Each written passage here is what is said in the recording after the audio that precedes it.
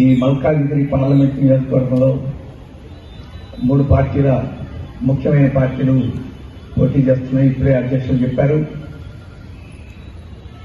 Congress party, BRS party, BJP party బాగా పెద్ద పెద్ద నాయకుల్ని మల్కాజ్గిరి నియోజకవర్గంలో పోటీ పెట్టారు.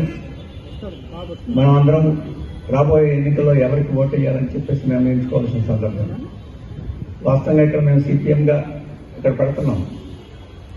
సిపిఎం అభ్యర్థి ఇక్కడ పోటీ చేసి ఉంటే పెద్ద ఎక్కువ ఉపన్యాసం చేయక్కర్లా, సిపిఎంకి సుత్తి కూడా నక్షత్రానికి ఓటు వేయమని చెప్పేసేవాళ్ళం. కానీ తెలంగాణ రాష్ట్రంలో ఒక్క స్థానంలోనే పోటీ చేస్తున్నాం, భువనగిరిలో. మిగతా స్థానాల్లో పోటీ చేయడం లేదు.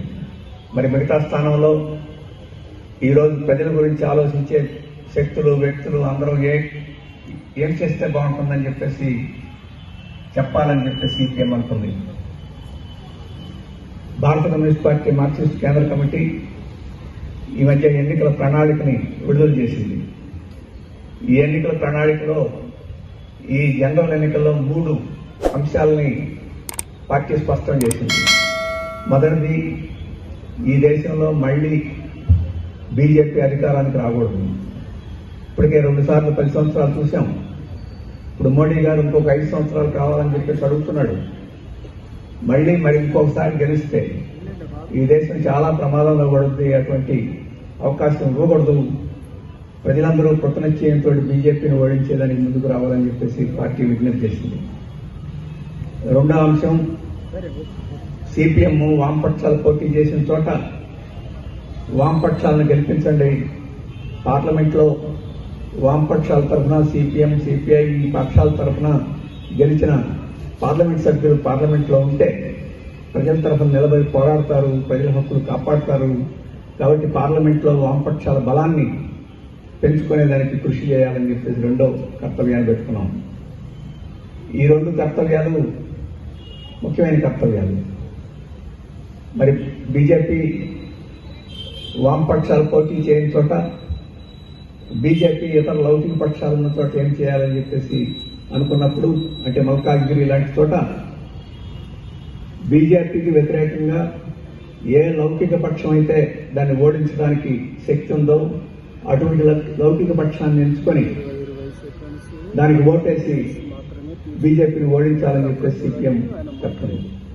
1975లో ఎమర్జెన్సీ పెట్టింది ఇందిరాగాంధీ. ఎమర్జెన్సీ పెట్టినప్పుడు ఎవరిని లోపలేసారు తెలుసా? మీరందరూ రాజకీయ నాయకులని చెప్పి అనుకుంటారు. ఈసీఐలో కూడా ఒక 60 మంది తీసుకెళ్లి లోపలేసేసారు. ఎంతమంది వేశారు? 8గా. ఈసీఐ యూనియన్ నాయకులను తీసుకెళ్లి ఒక 8 మంది లోపలేశారు. హెచ్ఎంటీ వాళ్ళు 2 ఒక్కరు లోపలేసేసారు. ఐడిపిఎల్ వాళ్ళని తీసుకెళ్లి వేశారు. ఇప్పుడంతా కేజ్రీవాల్ని, హేమంత్ సోరెన్, కవిత గారిని లోపల పెట్టారు. రేపు ట్రేడ్ యూనియన్ నాయకులు ఒక్కడు ఉండడం, అందరూ జైల్లోనే ఉంటారు, జాగ్రత్త అని చెప్పి చెప్తున్నాం మళ్ళీ మోడీ గారు వస్తే. ఎందుకంటే వాళ్ళు జైల్లో ఉన్నందువల్ల ఏం లేదు, ఇంటి భోజనం వస్తుంది. మీకు అందరికీ రాజకీయ నాయకులు అందరికీ ఇంటి భోజనం వస్తుంది, సకల సౌకర్యాలు వస్తున్నాయి, మామిడికాయలు వస్తున్నాయి, స్వీట్లు వస్తున్నాయి, అన్నీ ఉన్నాయి. కానీ ట్రేడ్ యూనియన్ నాయకులు కట్ట ఉండదు. ఎందుకని వీళ్ళ యజమానుల మీద పోరాడతారు, వాళ్ళ దోపిడీని అరికట్టారు, వాళ్ళ లాభాలను తగ్గిస్తారు, వీళ్ళు కార్మికులకు మేలు చేస్తారు. కాబట్టి ఈ జైల్లో కుక్కి వాళ్ళందరినీ భయప్రాంతం చేసి, భయప్రాంతం కాకపోతే వాళ్ళందరినీ ఎన్కౌంటర్లు చేయాలని చెప్పేసి పరిస్థితి వస్తుంది. మరి మనకి కార్మిక నాయకులు, కార్మిక ఉద్యమాలు అవసరం లేదా? కావాలి. కానీ బీజేపీ మళ్లీ అధికారానికి వస్తే అటువంటి హక్కులు మనకేమీ లేకుండా పోతుందని చెప్పేసి మీరు అర్థం చేసుకోవచ్చు. నేను ఎక్కువ చెప్తున్నానని చెప్పి అనుకోవద్దు. ఒక ఉదాహరణ చెప్తాను. ప్రబేర్ పుక్కాయిస్తా అని చెప్పేసి ఆయన ఎలక్ట్రికల్ ఇంజనీర్. మనం కేటీపీఎస్ కట్టిన వాళ్ళలో ఆయన ముఖ్యుడు. వీటీపీఎస్ అంటే, కేటీపీఎస్ అంటే థర్మల్ ప్లాంట్, వీటీపీఎస్ అంటే విజయవాడ థర్మల్ ప్లాంట్. దాన్ని డిజైన్ చేసింది, అవన్నీ చేసింది ఆయనే. అటువంటి పెద్ద ఈ దేశంలోనే ఒక ప్రముఖమైన ఇంజనీర్. ఆయన మా అందరితో కలిపి ఎస్ఎఫ్ఐలో పనిచేసాడు, విద్యార్థి రంగంలో పనిచేశాడు. అందుకని ఆయన పనిచేస్తూ ప్రజల కోసం కూడా చేయాలనుకున్నాడు. ఆయన న్యూస్ క్లిక్ అని చెప్పేసి ఒక ఇంటర్నెట్ టీవీ ఛానల్ పెట్టాడు, వెబ్ ఛానల్ పెట్టాడు.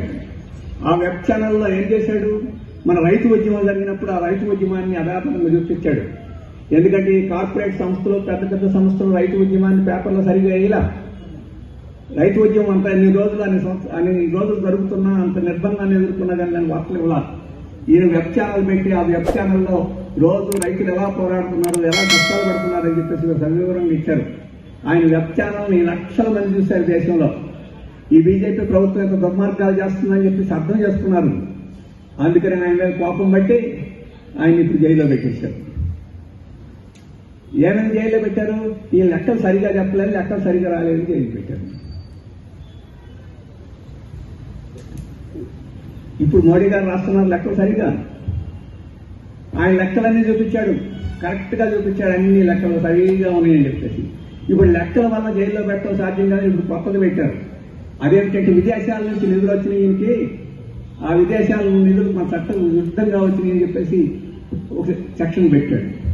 నాకు విదేశీ నిధులు నాకు సార్ అలాగే రిజర్వ్ బ్యాంక్ వాళ్ళే నాకు ఇచ్చారు. ఎందుకంటే మనకి ఎవరికైనా విదేశాల నుంచి డాలర్లు రావాలంటే ముందు రిజర్వ్ బ్యాంకులోకి వస్తే రిజర్వ్ బ్యాంక్ మనకి ఇవ్వాలి. రిజర్వ్ బ్యాంకుని అడగండి, నాకు ఏమైనా ఇల్లీగల్కి ఇస్తే రిజర్వ్ బ్యాంక్ ఇచ్చిన తర్వాత అది ఎట్ట ఇల్లీగల్ అని చెప్పి అది పోయింది. ఇప్పుడు అందుకని సాక్ష్యం ఆధారం లేని వాడు పెట్టారు. ఈయన కుట్ర చేశారు. ఈ దేశాన్ని రైతులను రెచ్చగొట్టేసి, రైతులు ఈ ప్రభుత్వానికి తిరుగుబాటు చేసేట్టు రెచ్చగొట్టేసేసి కుట్ర చేసేది కాబట్టి ఆయన జైల్లో పెట్టామన్నారు. కుట్రకి ఏం సాక్ష్యం? రైతుల పోరాటం ఆయన సృష్టించింది కాదు, ఒక వ్యక్తి సృష్టిస్తే వచ్చిందా? Please like, share and subscribe.